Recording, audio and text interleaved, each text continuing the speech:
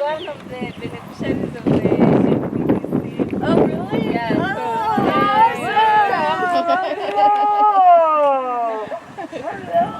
Welcome home. Oh. So good to be here, to meet you in person. So great. So you did the PDC? Yes. All right. A sponsoree of Planet Sano, right? Yes. Yay! Oh, yeah. That's so awesome. We have like permaculture knowledge around. It's now like we now have local people who know permaculture. Yeah. And then they can translate it in Maasai. And then it's easier for them to teach other women and young people. We're all seeds. Yes. We're all seeds. Yes. Yes. We're all seeds. Speaking of seeds. Speaking of seeds, we have some native seeds for you. Thank you. And they're wonderful. We have corn and kale and mixed beans. And managu. Kandira. And chia. Yay. And these are all native seeds that are very, very, very special. They're going to be a wonderful addition to your collection of good food. Yes. Make your family healthy and strong and hopefully fat. Yes, thank you. Yeah. And then we have a coconut tree for you. Oh, yeah. We have a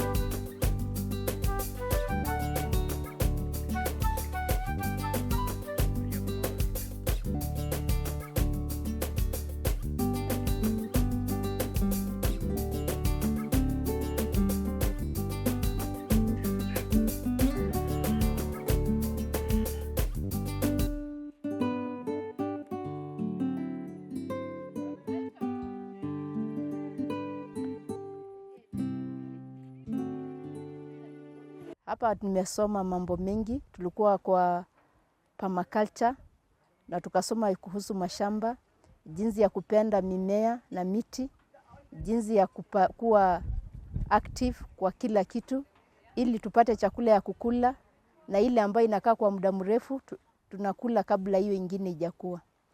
Pili, tumefunzwa kuhusu manyua, jinsi tunavyotumia manyua kwa shamba, mimea na wanyama inaenda pamoja. Kwa sababu ukiwa na kuku ama ukiwa na ng'ombe, ile manyua yao unatumia kwa ile mimea yako ya shamba. Jambo la tatu, tumeambiwa pia miti inasaidia kuleta environment inakuwa baridi kwa mwili na hata kwa breathing. Mtu anapata hewa safi na inavuruta mvua. Jambo la mwisho, ukiwa na mahali ambayo inakuwa na soil erosion, tunajaribu kupanda hiyo miti ili izuie.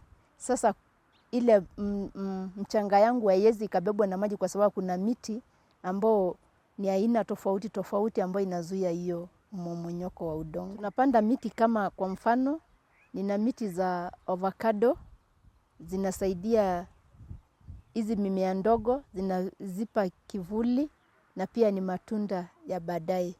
Hapo nimepanda pia sukuma ambayo ni chakula ya kukula kila siku.